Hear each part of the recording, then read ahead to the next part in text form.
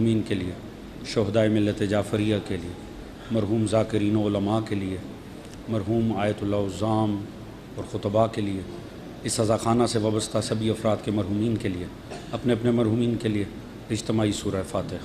بسم اللہ الرحمن الرحیم۔ الحمدللہ رب العالمین الرحمن الرحیم مالک یوم الدین، ایاک نعبد و ایاک نستعین، اہدنا الصراط المستقیم صراط الذین انعمت علیہم غیر المغضوب علیہم ولا الضالین۔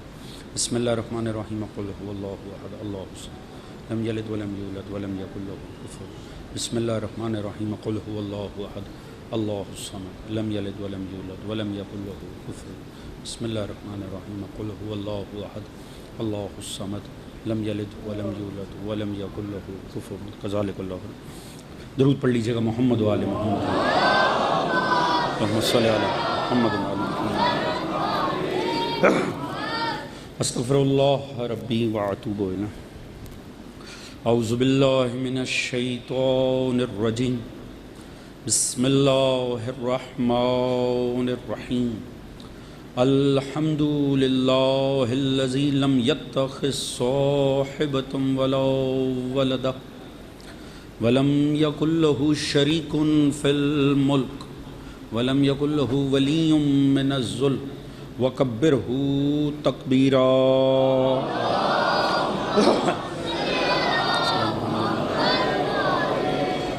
الصلاۃ والسلام علی رسولہ الکریم المکی المدنی الامی صاحب الوقار والسکینہ المدفون بارض المدینہ ابی القاسم المصطفیٰ محمد صلی اللہ علیہ وسلم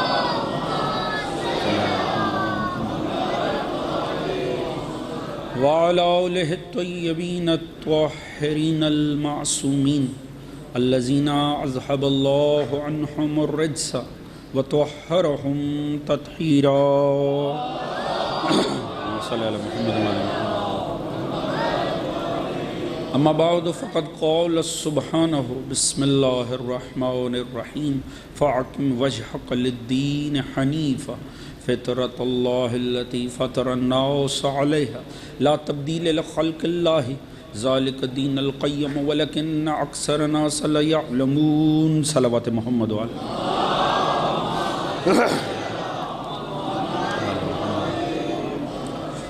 دعا ہے رب کائنات بسط کے ذکر محمد و آل محمد، اس فرش عزا کا بچھایا جانا، منتظمین کی کاوش، آپ مومنین کی شرکت، پروردگار اپنی بارگاہ عالی میں قبول و منظور فرمائے۔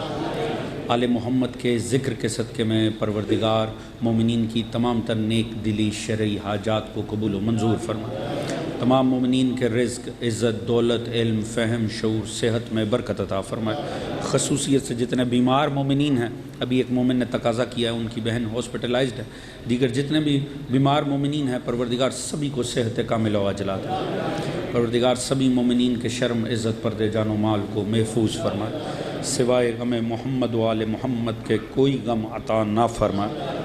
پروردگار مومنین جہاں کو آپس میں اتفاق، اتحاد، پیار، محبت، خلوص، اخوت، مودت کی دولت عطا فرمائے۔ ہم سب کو سیرت محمد و آل محمد پڑھنے، سمجھنے، اپنی ذات اور گھرانے پہ نافذ کرنے کی توفیق عطا فرمائے۔ پروردگار عالم امام زمانہ علیہ الصلاۃ والسلام کا ظہور جلد فرمائے۔ ہم سب کو معصوم کی سپاہ میں شمار فرمائے، آپ کے منتظرین میں شمار فرمائے۔ پروردگار اس دین آل محمد کو، اس عشق آل محمد کو، اس مودت و عزائے آل محمد کو تا صبح قیامت ہماری نسلوں میں جاری و ساری فرمائے۔ ہم سب کا خاتمہ بالحق بالخیر دین محمد و آل محمد پر قرار فرمائے، اور آخرت میں سبھی مرحومین سمیت ہم سب کو شفاعت محمد و آل محمد سے بہرہ مند فرمائے۔ ایک بابا سے بلند مل کے درود پڑھ لیں محمد و آل۔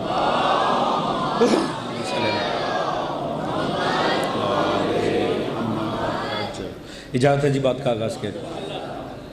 حضرات سامعین، دین فطرت کے عنوان پر یہ آج کی ہماری 5ویں نشست ہے۔ جو مطالب گزشتہ شبوں میں آپ حضرات کے گوش گزار کیے، یقیناً اس کا کوئی نہ کوئی خاکہ آپ کے ذہنوں میں محفوظ ہوگا۔ عرض یہ تھی کہ اللہ رب العزت نے اپنا دین انسان میں رکھ کے انسان کو اس دنیا میں بھیجا۔ اور پھر اللہ رب العزت نے ہمیں ایک بہت بڑی طاقت عطا کی ہے، اور وہ ہے قوت عقل۔ عقل اتنی بڑی نعمت ہے پروردگار کی، اور یہ انسان کی کمالات کی جلوہ گاہ ہے۔ چونکہ معصوم نے فرمایا، مولا امیر حضرت علی ابن ابی طالب علیہ السلام،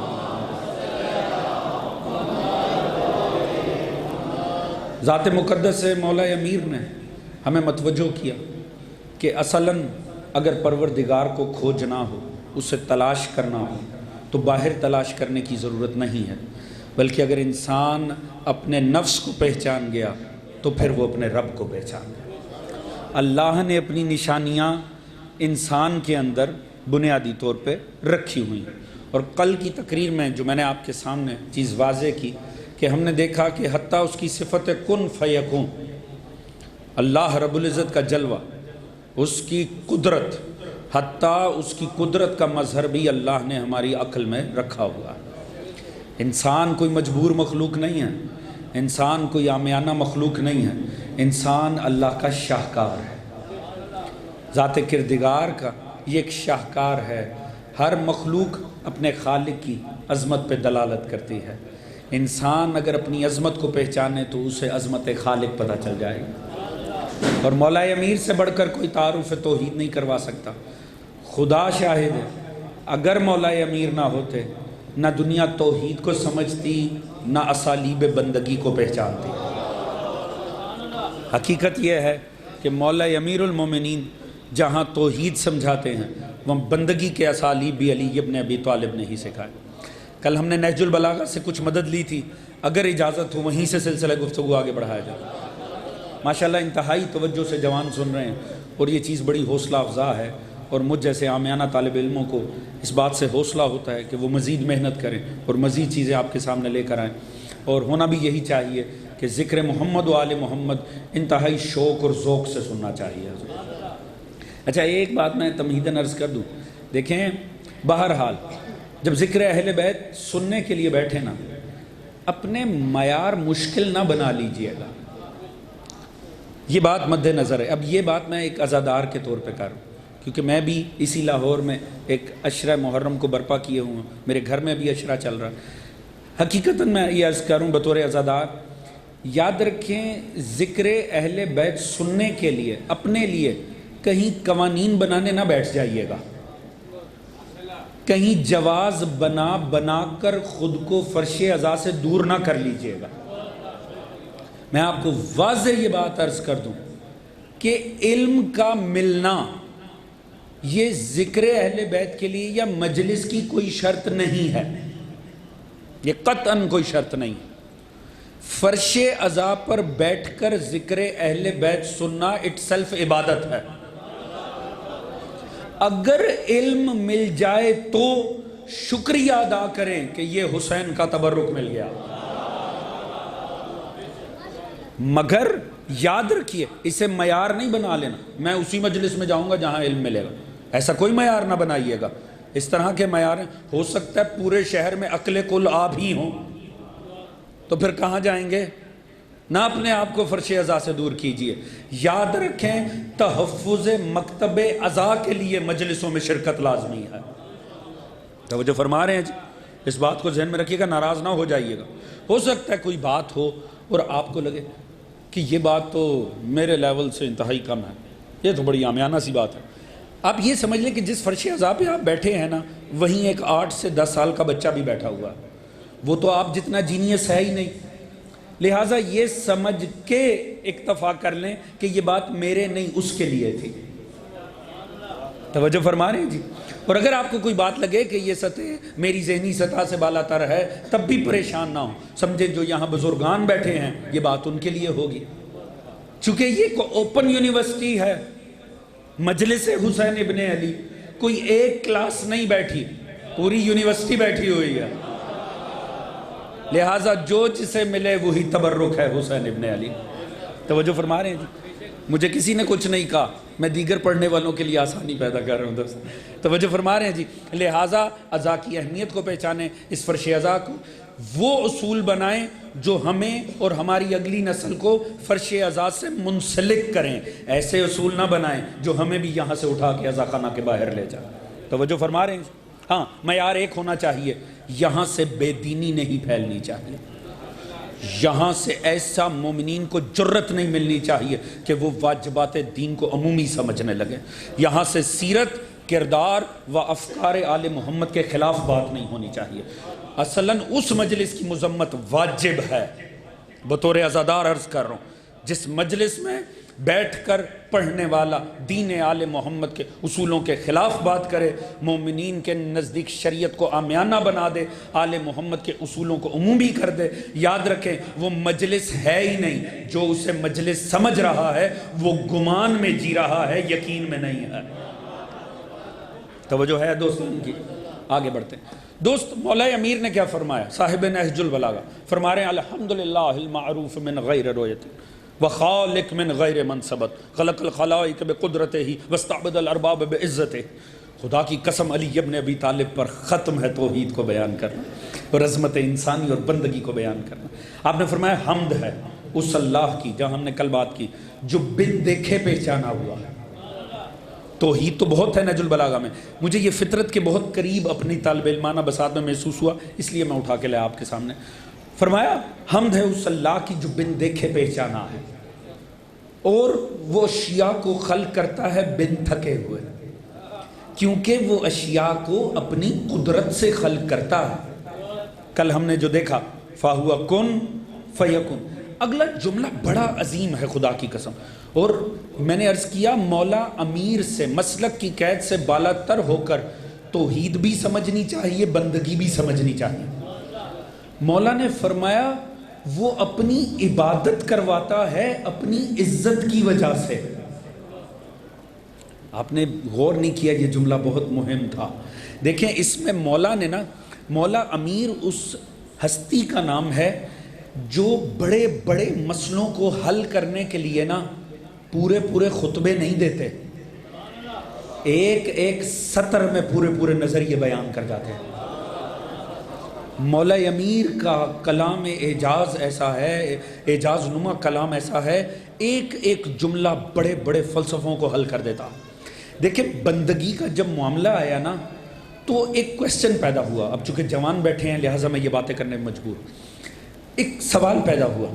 دنیا نے کہا کہ عبادت کا جو آغاز ہے نا، میں نے ہم نے بات ہی آغاز کی تھی گاڈ لیس کا کیا کہتا ہے، اعتراض دین پہ کیا ہوتے ہیں۔ عبادت کے اوپر بے دین طبقے کا اعتراض یہ ہے کہ عبادت کی بنیاد دو وجوہات کی وجہ سے، جوان پورے غور سے بات سنیں تاکہ آپ کو پتہ چلے آپ کا امام کیا کچھ کہہ گیا اور قیامت تک کے کیسے مسئلے حل کر گیا میرا مولا۔ اعتراض بے دینوں نے یہ کیا کہ یہ جو عبادت ہے نا، یہ جو دیندار طبقہ عبادت کرتا ہے، اس کی بنیاد دو وجوہات کی وجہ سے ہے۔ ایک انسان کے اندر موجود حس خوف، ایک انسان کے اندر موجود حس لالچ۔ وہ یہ کہتے ہیں کہ اگر یہ دو حصے انسان میں نہ ہونا کوئی نہ جھکے خدا کو۔ یہ جو اندیکھے خدا کی عبادت کا آغاز ہوا یہ دو وجوہات کی وجہ سے ہوا، پوری توجہ۔ ایک انسان کے اندر موجود حس خوف، ایک انسان کے اندر موجود حس لالچ۔ معنی کیا؟ وہ کہتے ہیں کہ جہالت کا زمانہ تھا، انسان کو پتہ ہی کچھ نہیں تھا، مختلف مظاہر جب وہ کائنات میں دیکھتا تھا، چونکہ سائنس نے ترقی نہیں کی تھی، اسے ان کی اصل علت کا، وجہ کا، ریزن کا نہیں پتہ چلتا تھا، لہٰذا وہ بات بات پہ ڈر جاتا تھا۔ سورج گرہن لگتا تھا، اسے پتہ ہی نہیں تھا یہ سورج گرہن کیوں لگتا، وہ جیسے ہی اندھیرا چھاتے اور سورج غائب ہوتے دیکھتا تھا وہ ڈر جاتا تھا کہ شاید سورج دیوتا ہم سے ناراض ہو گیا، لہٰذا وہ ڈر کے مارے بلیاں چڑھانی شروع کر دیتے تھے، بندے ذبح کرنے شروع کر دیتے تاکہ وہ جو ہمارا دیوتا ہے نا سورج کا وہ راضی ہو جائے۔ چاند کی پرستش کہاں سے آغاز ہوئی؟ انہوں نے کہا صاحب چاند گرہن لگا چونکہ انہیں علت نہیں پتا تھی، اصل ریزن، سائنٹیفک ریزن نہیں پتا تھی، وہ ڈر گئے کہ شاید چاند کا دیوتا ہم سے ناراض ہو گیا ہے، لہٰذا انہوں نے وہاں بلیاں چڑھانی شروع کر دی لوگوں کو۔ اکثر پرانی فلموں میں دکھایا جاتا تھا کہ افریقہ کے قبائل ہیں، وہ سورج گرہن ہو رہا ہے اور بندوں کو ذبح کر رہے ہیں، تو یہ تاریخ ہے بہرحال انسان کی، واقعی ایسا ہوا بھی ہے۔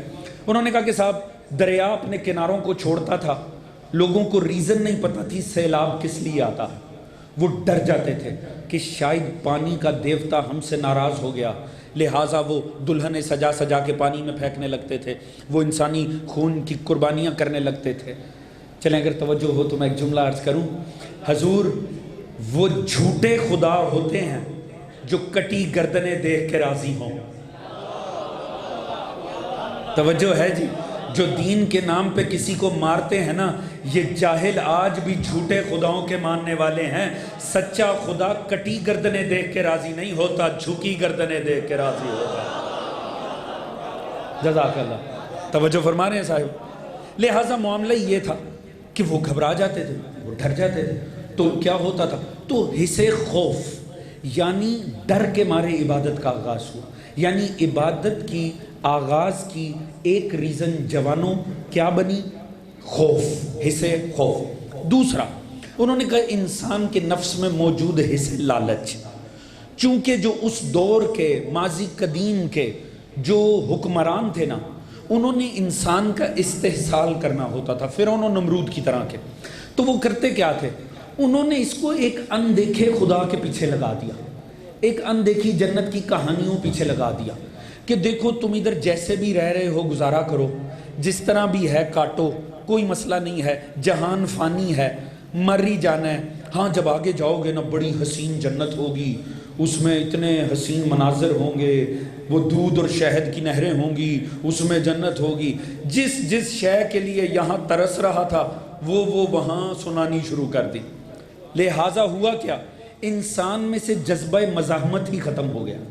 اس نے کہا یہ دنیا تو اس قابل ہی نہیں ہے کہ اسے جیا جائے، یہ دنیا تو اس قابل ہی نہیں ہے کہ یہاں کوئی ماحول بنایا جائے، بس ٹھیک ہے گزارا کرتے ہیں، انشاءاللہ مر جائیں گے نا تو دیکھو ان اعمال کے سبب، اس صبر کی وجہ سے، اس سکون کی وجہ سے اللہ ہمیں وہاں پہ جنت نواز دے گا۔ یعنی لالچ، وہ کہتے ہیں اس دور کے حکمرانوں نے انسان کے اندر موجود حصے لالچ سے استفادہ کیا اور اسے اندیکھے خدا کی عبادت پر لگا دیا۔ توجہ فرما رہے ہیں نا دوست؟ ہے میرے ساتھ جی؟ یعنی انسان نے جو عبادت شروع کی وہ دو بنیاد پر، ایک اس کے اندر موجود حصے خوف، ایک اس کے اندر موجود حصے لالچ۔ یہ وہ اعتراض تھا جو بے دین کرتے ہیں دین پر، یہ مستشرقین دہر نے اسلام پر اعتراض کیے ہیں۔ اچھا کمال یہ ہے، ٹھیک ہے یہ اعتراض باطل ہوں گے، مگر ہم مسلمانوں نے بھی کیا کیا؟ ہم نے بھی تو کچھ اور نہیں کیا، ہم نے انہی کے اعتراضات کو پکڑ کے بس اس کو مذہبی شکل دے دی۔ ہم نے ایک جنت کھڑی کر لی، ایک جہنم کھڑی کر لی، بات تو وہی، حصے لالچ اس کو جنت دکھا دی، حصے خوف اسے جہنم دکھا دی۔ توجہ فرما رہے ہیں جی؟ گھبرا گئے دوست؟ توجہ ہے جی؟ کیا تو بات تو یہی ہے، کان کو کہیں سے گھما کے پکڑ لیں، بات تو وہی ہے، یہ کرو، نماز پڑھو، روزہ رکھو، حقوق العباد، ماں باپ کا احترام، ہمسایوں کے حقوق، گھر سے اچھا سلوک، جنت ملے گی، اس حرام سے بچو، اس حرام سے بچو، اس سے بچو، کیوں؟ اللہ جہنم میں مارے گا۔ ہم نے کیا تو اور کچھ نہیں، ہم نے تو بنیادی طور پہ یہ ہم نے کیا اپنے جوانوں کو دین دیا؟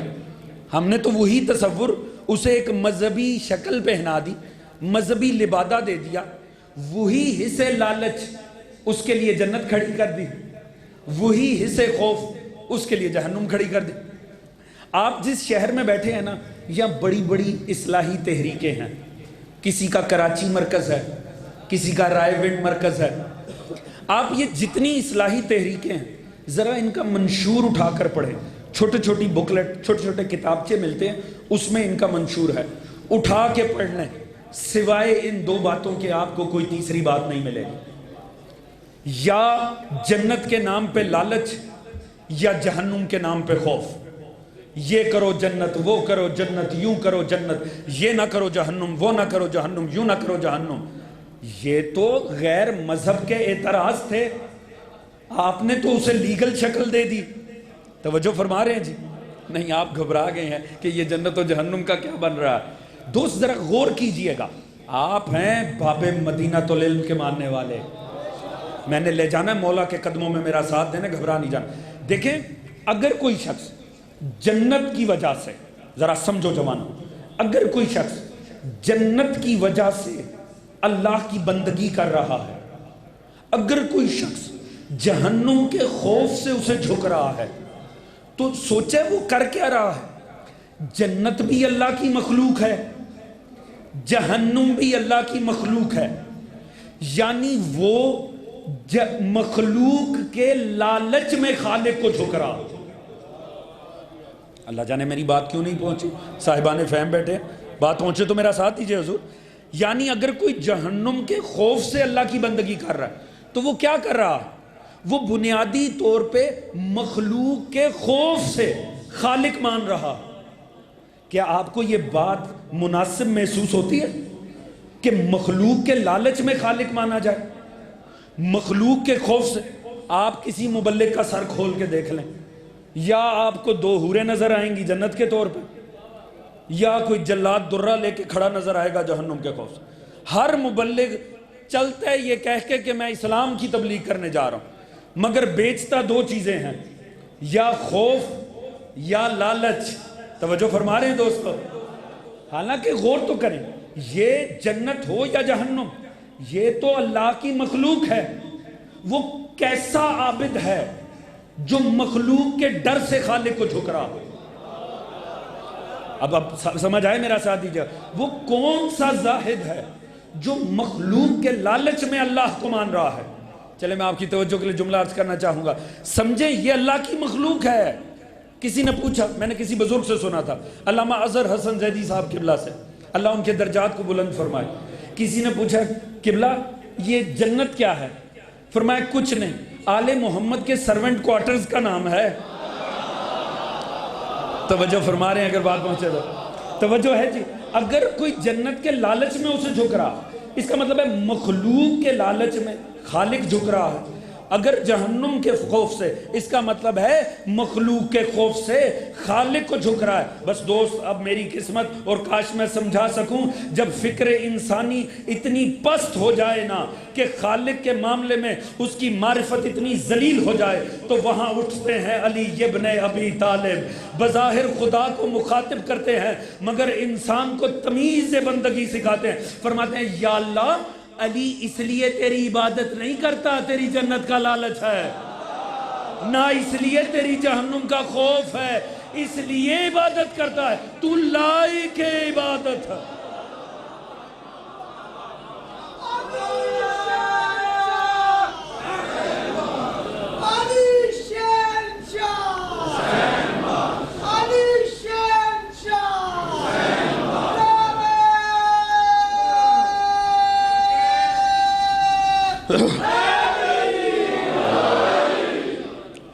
توجہ فرما رہے ہیں صاحبان؟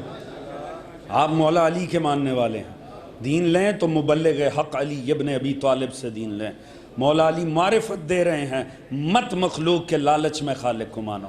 خدا کی قسم اس جملے کی سنگینی، عرفائی جانتے ہیں اس جملے کی سنگینی کیا.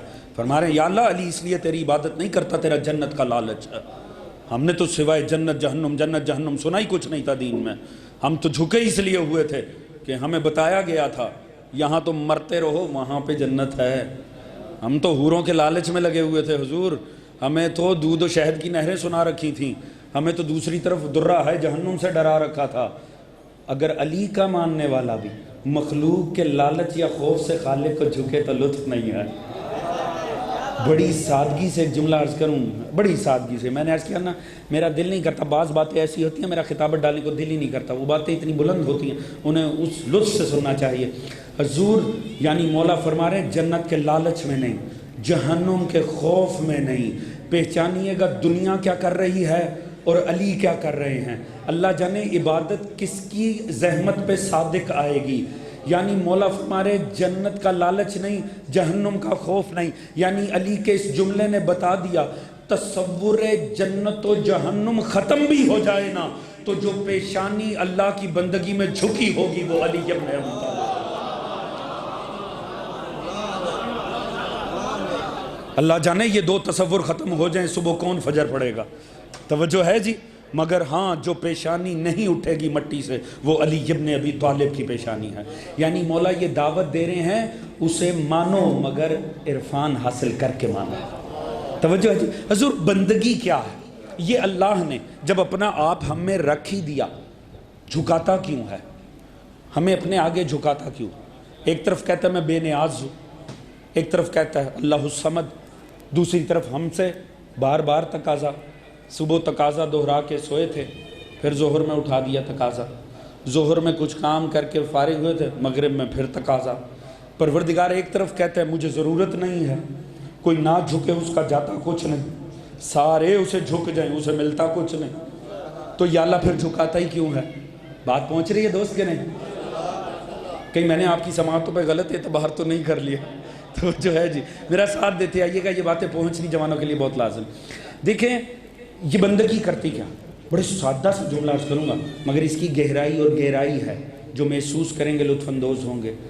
حضور سادے سے الفاظ میں عرض کروں، عبادت بندگی خدا کو کچھ نہیں دیتی، بندگی خدا انسان کو خود پہ عطا کرتی ہے. جنہیں لطیف مطالب سننے کی عادت ہے وہ میرا ساتھ ضرور دیں. بندگی پروردگار خود انسان کو انسان پہ اختیار عطا کرتی ہے. علماء اخلاق نے لکھا اللہ نے تحفہ عقل دے کر بھیجا. ہم شروع سے بات کرتے آ رہے ہیں جو اللہ نے ہمیں بتایا نا، یہ نہیں کہا میں نے تمہیں ہاتھ بازو دیے، کہا آنکھیں دی تمہیں غور کرنے، کان دیے غور کرنے والی عقلیں دی. یہی بات ہوتی آ رہی. علماء اخلاق نے لکھا نفس انسانی بنیادی طور پہ 4 چیزوں کا مجموعہ ہے، 4 قوتیں ہیں جو ملتی ہیں تو نفس انسانی خلق ہو جاتا ہے. جس کے بارے مولا امیر نے فرمایا ہے تو اسے پہچان جا تجھے رب مل جائے گا. یہ جو نفس ہے نا یہ 4 چیزوں کا مجموعہ ہے، 4 قوتوں کا. اس میں سب سے پہلے یہ بات اس لیے سنیں خصوصاً جو صاحبان اولاد ہیں، یہ بات آپ کو تربیت اولاد میں مدد دے گی اگر آپ نے غور سے سنی تو. پہلی شے انہوں نے کہا قوت عقل. نفس انسانی میں جو 4 قوتیں ہیں ان میں پہلی ہے قوت، ساتھ ساتھ دوران ہے قوت عقل. دوسری ہے قوت غضب، قوت غضب. تیسری ہے قوت شہوت، قوت شہوت. چوتھی ہے قوت وہمہ. کون سی جی؟ قوت وہمہ. یعنی 4 قوتیں ہیں جو جب ملتی ہیں تو انسان ڈیزائن ہو جاتا. ان میں سے قوت عقل رہنے دیں، قوت غضب شہوت کو نکال دیں تو فرشتہ بن جاتا. توجہ ہے جی. اور اگر ان 4 میں سے قوت عقل کو منہا کر دیں تو جانور بن جاتا. یہ 4 ملے تو انسان خلق ہو جاتا. میرا ساتھ دیجئے گا، میں نے کہیں لے کے جانا ہے آپ کو. توجہ فرما رہے ہیں جی. انسان کا نفس 4 قوتوں کے اوپر بیس کرتا ہے. پھر دہراتے ہیں بچوں جوانوں کے لیے، قوت غضب، قوت عقل، قوت غضب، قوت شہوت، قوت وہمہ. یہ 4 قوتیں ہیں جب ملتی ہیں تو پھر انسان خلق ہوتا ہے. یہ اللہ کی قدرت کا حسین مظہر بن جاتا ہے. اچھا پرابلم کیا؟ ان 4 کے لطائف بھی مختلف ہیں، مصائب بھی مختلف ہیں. ان 4 کو رزق چاہیے ہوتا ہے اور ان 4 کو رزق باہر سے ہی ملتا. ان کے لطائف بھی مختلف ہیں، مصائب بھی مختلف ہیں. قوت عقل اسے پروان چڑھنے کے لیے، طاقت پکڑنے کے لیے جس شے کی ضرورت ہو اسے رزق علم کہتے ہیں.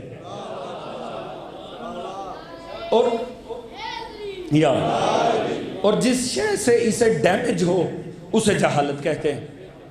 اب قوت غضب سن کے پتہ چل رہا اسے باہر سے تحریک چاہیے ہوتی ہے، باہر سے شے چاہیے ہوتی ہے۔ جتنا جھگڑے کا ماحول بنے گا اتنا یہ راضی رہے گی۔ اسے تکلیف ہوگی جب امن ہوگا۔ قوت شہوت، اسے بدکاری کا ماحول چاہیے، اسے کوئی حرام نگاہ چاہیے، اسے کوئی حرام منظر چاہیے، اسے کوئی حرام ماحول چاہیے، اسے طاقت مل جائے گی۔ اگر اس کے برعکس شرافت کا ماحول ہوگا اسے تکلیف ہو جائے گی۔ میری بات پہنچ رہی ہے کہ نہیں؟ پھر ہے قوت وہمہ، اسے کیا چاہیے؟ کوئی آئے اور ہمیں بتائے وہ فلاں شاہ صاحب آپ کے متعلق یہ فرما رہے تھے۔ اسے چاہیے ہوتا ہے قوت وہمہ کو کہ کوئی باہر سے آ کر بتائے، پتہ ہے آج کیا ہوا، آج فلاں نے فلاں سے یہ بات کی ہے۔ اسے چغلیاں چاہیے ہوتی ہیں، اسے بدگوئیاں چاہیے ہوتی ہیں، اسے ٹوہ چاہیے ہوتی ہے دوسروں کے معاملات کی، یہ طاقت میں آتی ہے۔ اور اگر اس کے برعکس ماحول ہو اسے مصیبت پڑ جاتی ہے۔ توجہ فرما رہے ہیں نا دوست؟ تو یہ چار قوتیں ہیں چاروں انسان میں، اور ان چاروں کے لطائف مختلف ہیں، مصائب مختلف ہیں۔ چونکہ ان کے لطائف اور مصائب مختلف ہیں لہٰذا ان چاروں کی آپس میں بنتی نہیں۔ توجہ ہے جی؟ ہیں یہ چاروں انسان کے اندر، مگر پرابلم یہ ہے یہ ایک دوسرے کے ساتھ مل کے رہتی نہیں۔ ان میں سے ہر قوت یہ چاہتی ہے میں دوسری کو زیر کر کے انسان کی ڈرائیونگ سیٹ پر بیٹھ جاؤں۔ خدا کرے میں یہ مطالب اپنے جوانوں کو سمجھا سکوں۔ توجہ فرما رہے ہیں دوست؟ ان میں سے ہر قوت یہ چاہتی ہے یہ جو انسان ہے نا اس کا کنٹرول میرے ہاتھ میں آ جائے۔ قوت غضب بھی یہ چاہتی ہے میں ہوں آگے باقی تینوں کو پیچھے لگا لوں۔ قوت شہوت بھی یہ چاہتی ہے میں آگے رہوں باقی پیچھے رہیں۔ قوت وہمہ بھی یہ چاہتی ہے میں ڈرائیونگ سیٹ پر بیٹھوں باقی کو پیچھے لگاؤں۔ ان تینوں میں سے قوت غضب، قوت شہوت، قوت وہمہ، ان تین میں سے کسی کے پیچھے چلے نا تو ذلیل ہو جائیں گے۔ توجہ فرما رہے ہیں جی؟ بطور انسان ہمارا کمال یہ ہے ہم ان تینوں کو پابند عقل کر دیں۔ دوستان میری بات پہنچ رہی ہے کہ اگر بات پہنچے میرا ساتھ تو دینا۔ توجہ فرما رہے ہیں جی؟ انسان کا کمال یہ ہے کہ یہ ان تینوں قوتوں کو تابع عقل کر دے۔ اگر یہ تینوں اتنی ہی بری ہیں تو خدا نے رکھی کیوں؟ خدا نے انسان میں رکھی کیوں؟ حضور یہ اگر اتنی ہی بری ہوتی تو خدا رکھتا نہ وجود میں۔ مسئلہ یہ ہے یہی تو وہ ہیں کہ اگر تابع عقل ہو جائیں تو انسان کو اس کمال پر پہنچا دیتی ہیں کہ بندہ ہو کے بھی رب کی نشانی بن جاتا۔ میں خطابت کے بہت سے مطالب نہ سیکریفائز کر کے یہ بات سمجھانا چاہتا ہوں۔ آج میں چاہتا ہوں جوان اور بچوں اور خصوصاً صاحب اولاد افراد کی یہ بات بڑی کام آئے گی، سمجھیے گا۔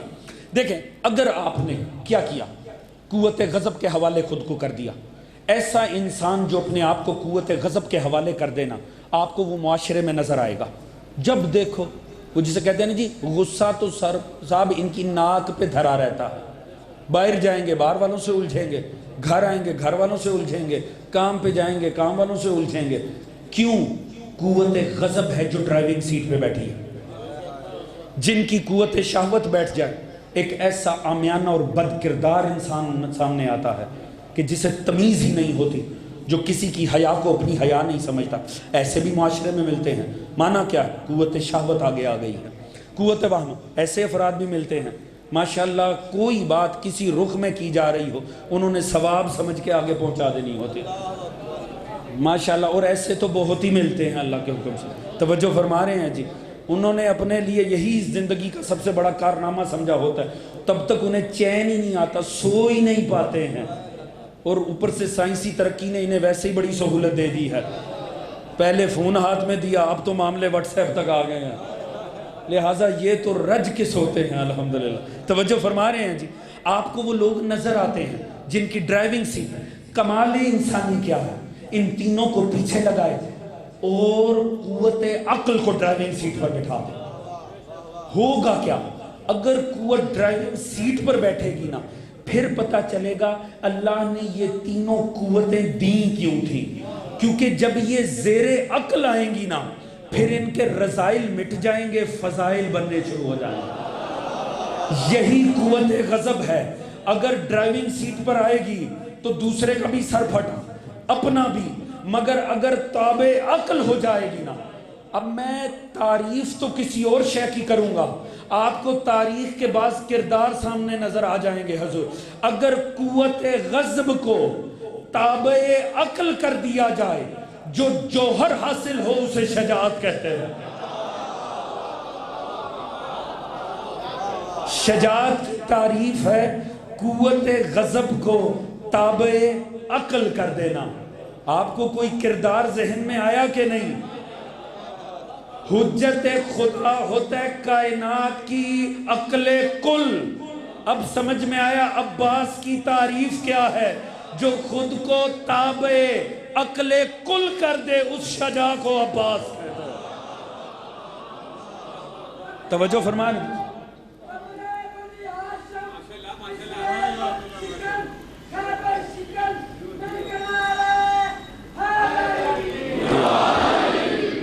جزاک اللہ جزاک اللہ. توجہ ہے دوستو کی کہ نہیں؟ میں نے جس وجہ سے ساری محنت کی تھی میں آپ کو نتیجے کی طرف لے کر آ رہا ہوں، میرے ساتھ چلنا ہے. تو حضور قوت غضب ہے، اگر اس کے اوپر معاملہ ڈال دیں مروا دے گی، مگر کمال دیکھیں اسے تابع عقل کر دیں تو جو صلاحیت حاصل ہو اسے شجاعت کہتے ہیں. قوت شہوت اس کے حوالے خود کو کر دیں، بد کردار بنا دے گی، بے تہذیب بنا دے گی، بد اخلاق بنا دے گی. مگر یہی قوت شہوت ہے اگر تابع عقل ہو جائے، جو صلاحیت حاصل ہو اسے عفت کہتے ہیں، جس کی معراج کو عصمت کہتے ہیں. میرے ساتھ دیں دوست، بڑا لطف آئے گا. قوت وہمہ اگر اس کے حوالے خود کو کریں تو یہ انسان کو چغل خور بنا کے رکھ دے گی، اس انسان کو بد کردار بنا دے گی.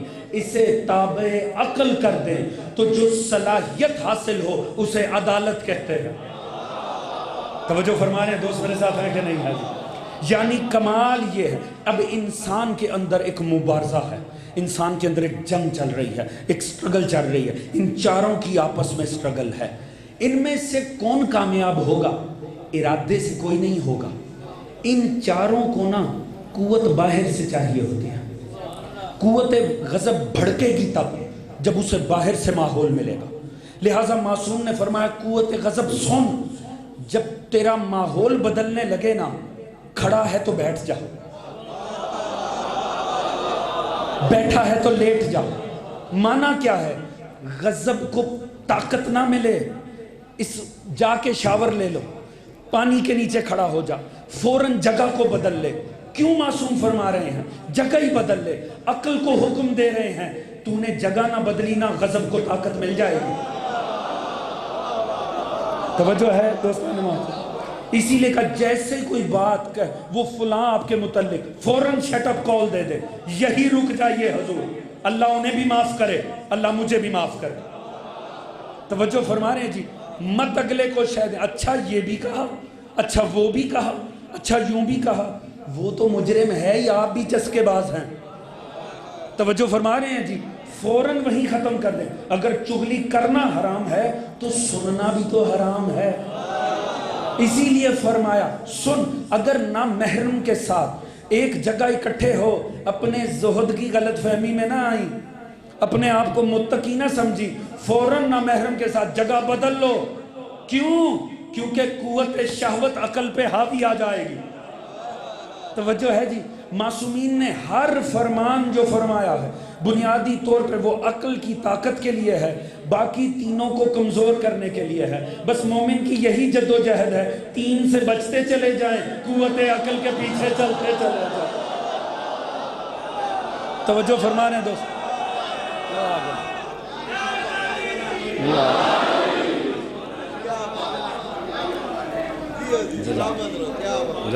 جزاک اللہ.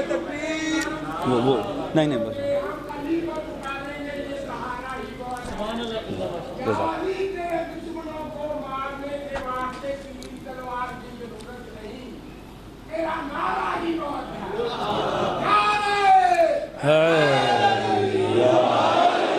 اللہ جزاک. توجہ فرما رہے ہیں صاحبہ. اچھا میں نے کیوں یہ عرض کیا تھا کہ ماں باپ کے لیے یہ بات کو سمجھنا بڑا لازمی. دیکھیں میں نے عرض کیا انہیں خدا نے نہیں کوئی طاقت دینی, خدا نے طاقت نہیں دینی, انہیں اندر سے کچھ نہیں ملنا کیونکہ نفس انسانی پاک ہے, اللہ نے اسے نہیں نجس کیا ہوا, انہیں باہر سے ہی پاور ملنی ہے. آپ ایک گیم بھی بچے کو لے کر دے رہے ہو نا, ایک کھلونا بھی, تو یہ پہلے سوچئے گا قوت عقل کو بروئے کار لا کے کہ یہ میرے بچے کی ان چاروں میں سے کون سی قوت کو طاقتور کر دے گا. آپ کے اس شہر میں بچے ویڈیو گیمز کھیلنے کے بعد ماں باپ کو شوٹ کر رہے ہیں, ایسا ہے کہ نہیں جی؟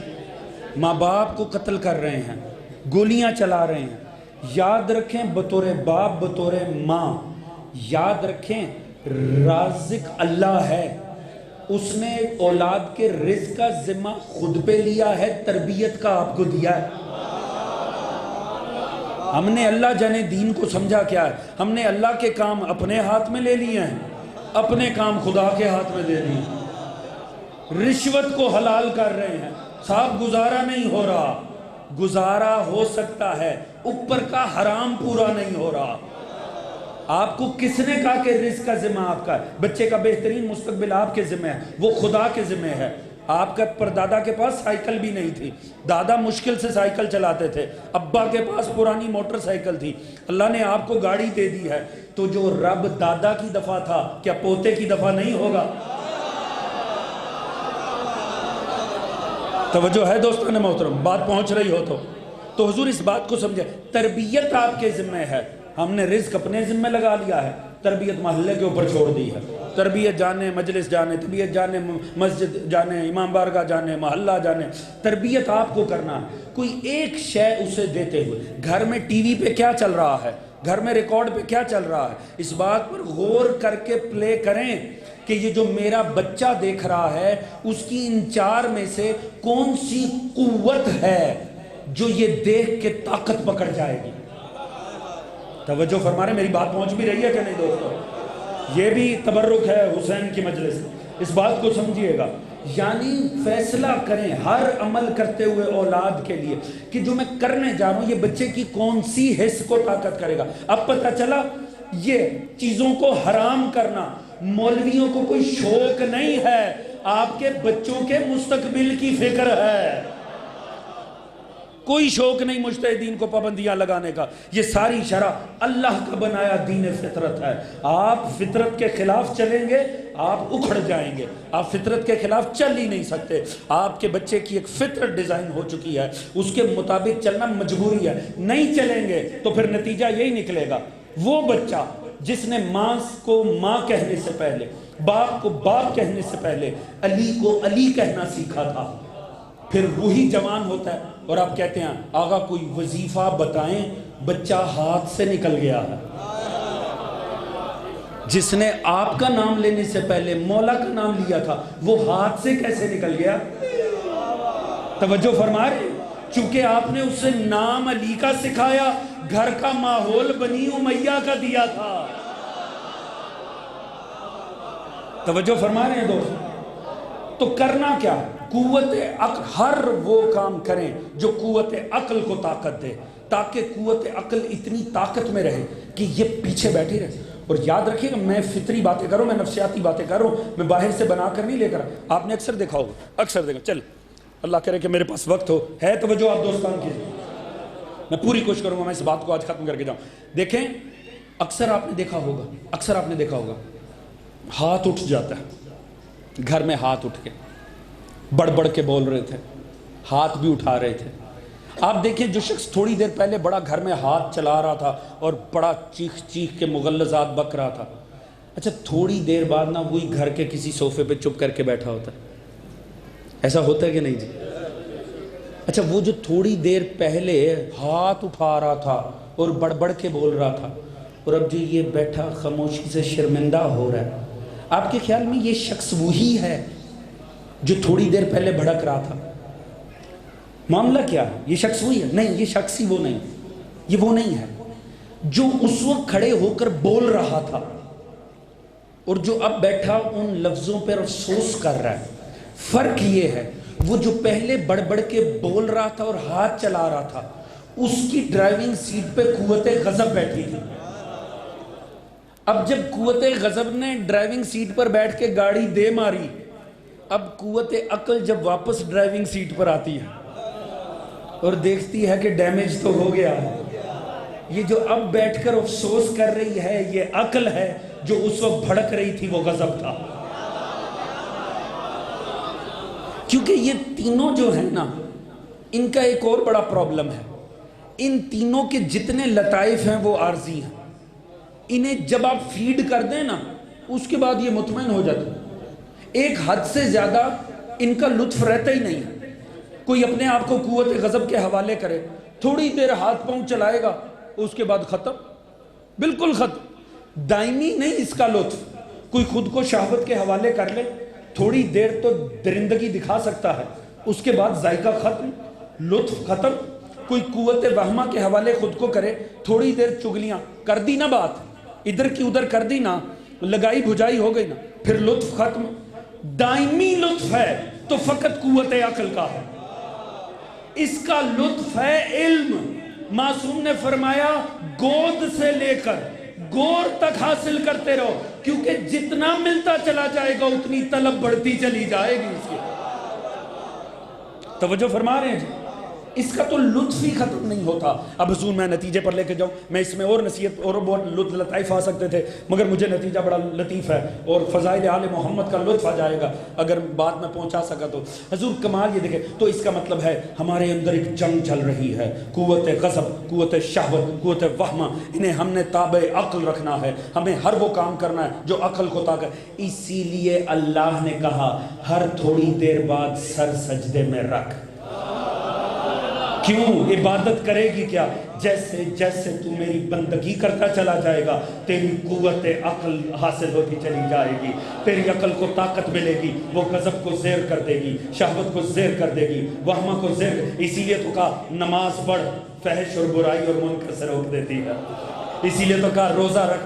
سارے واجبات اٹھا کر دیکھ لیں، وہ کہیں نہ کہیں ان تین کو ہٹ کر رہے ہیں۔ کہا روزہ رکھ، کرے گا کیا؟ تیری شہوت کو کمزور کر دے گا۔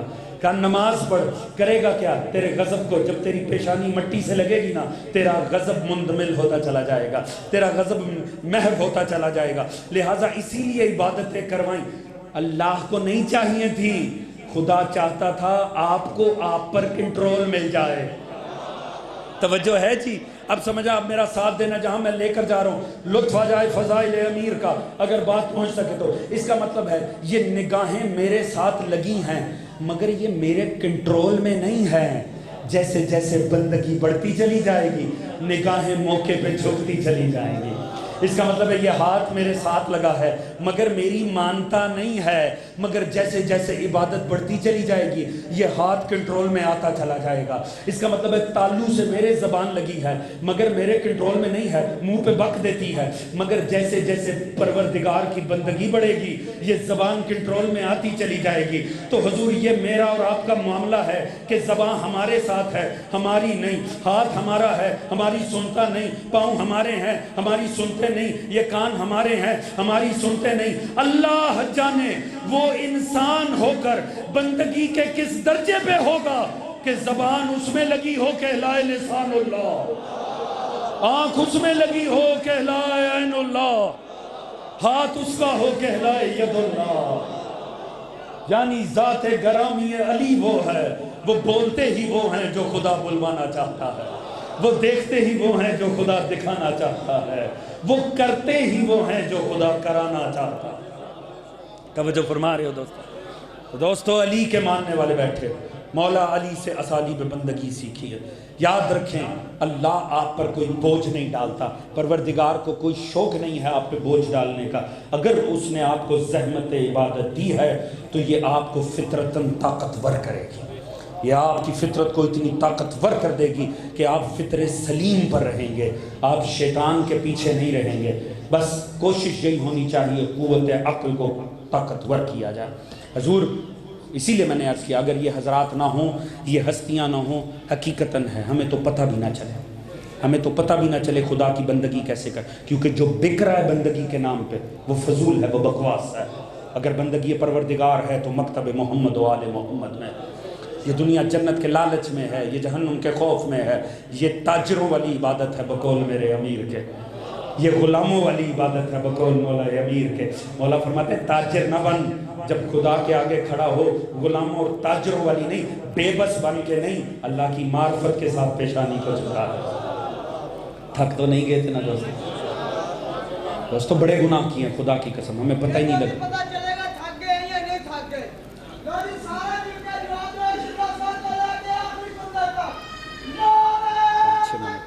اللہ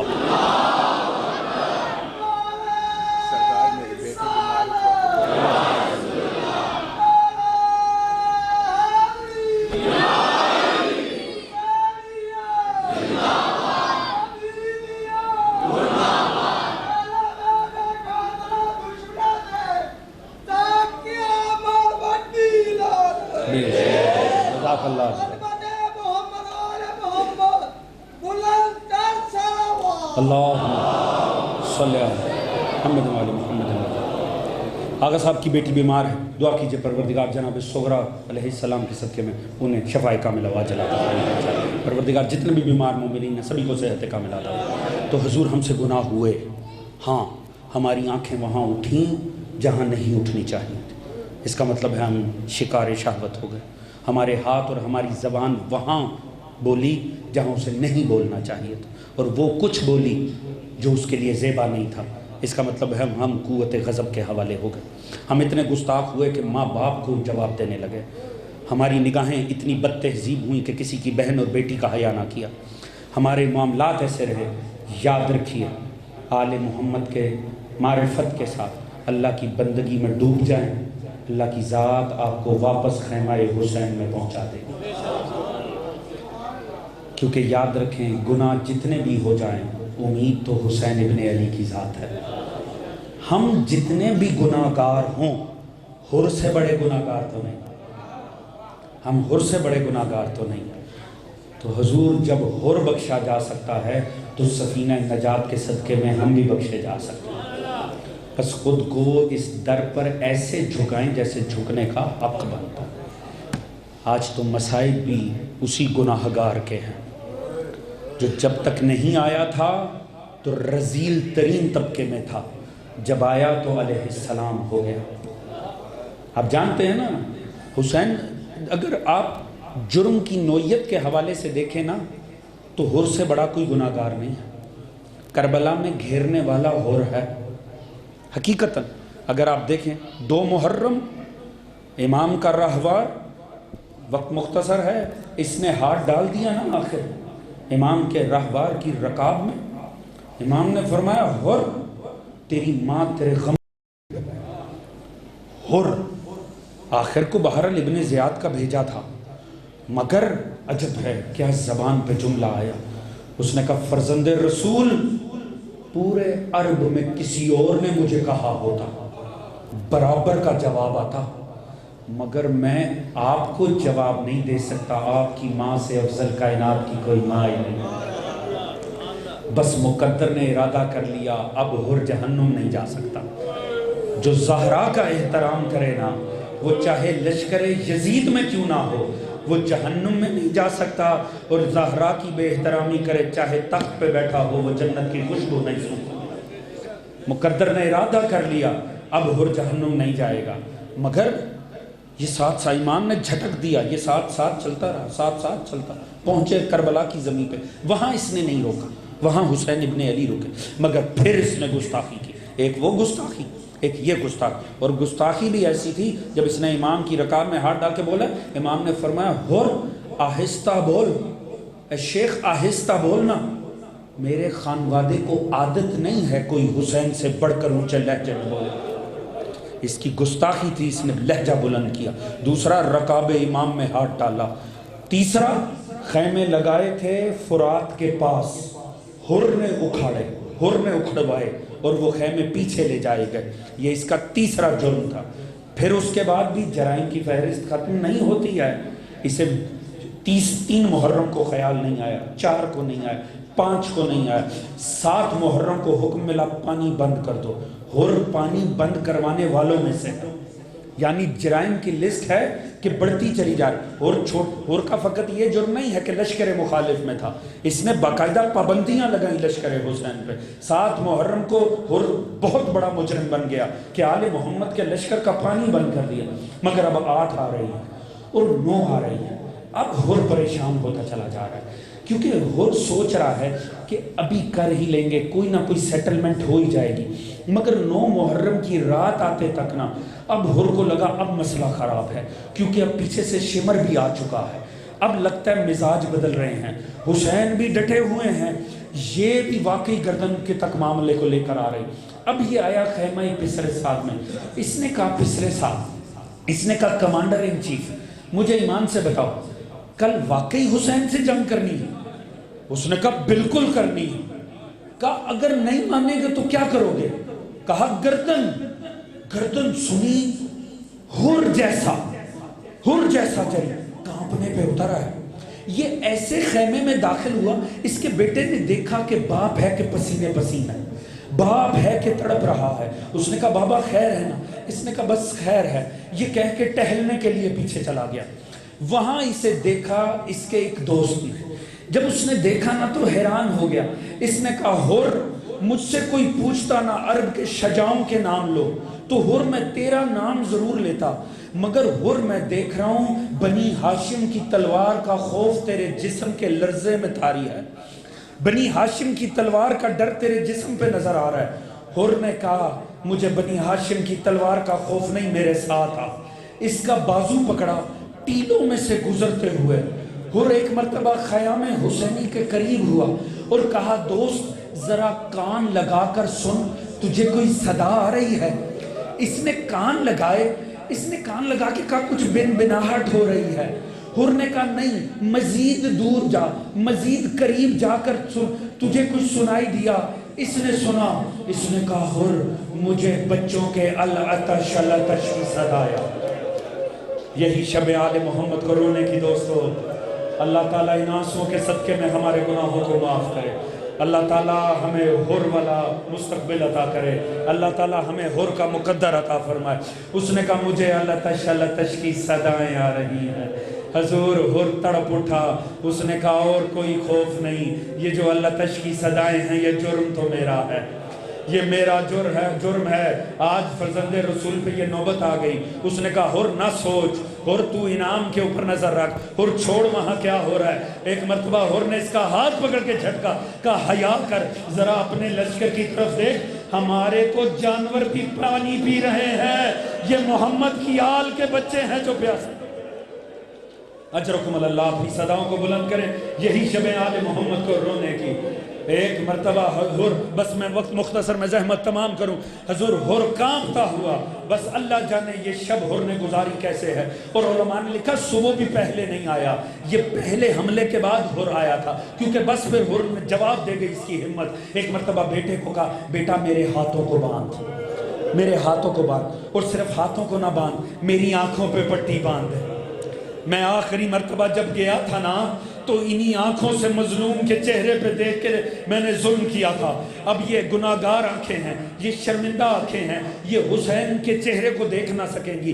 میری آنکھوں پہ پٹی باندھے, ہاتھوں پہ پٹی باندھی. یہاں سے ہر چل رہا ہے, وہاں سے مظلوم نے کہا عباس, علی اکبر, حبیب ابن مظاہر, ابن اوسجا, تیاری پکڑو میرا مہمان آ رہا ہے. یہ ہے حسین, یہ ہے صاحب سفینۃ النجات. خدا کی قسم کمال ہے, وہ گناہگار بن کے آ رہا تھا, یہاں مہمانوں کی فہرست میں تھا. وہاں ہر نزدیک آیا اور اس نے جیسے, اب وہ اپنے بیٹے سے پوچھ رہا, بیٹا بتا تو صحیح میرے آگے منظر کیا ہے, کیونکہ ہاتھ بدے ہیں, نگاہوں سے نظر کچھ نہیں آ رہا. اس نے پہلے کہا بابا حبیب ابن مظاہر آ رہا ہے, مسلم ابن اوسجا آ رہا ہے. جیسے ہی کہا عباس آ رہے ہیں, ابو الفضل العباس آ رہے ہیں. جناب عباس کا ایک مقام تھا, وہ حسین کی فوج کے کمانڈر تھے. ہر نے دور سے زمین پہ بیٹھ کے کہا ابو الفضل میں جنگ کرنے نہیں آیا, میں تو معافی مانگنے کے لیے آیا.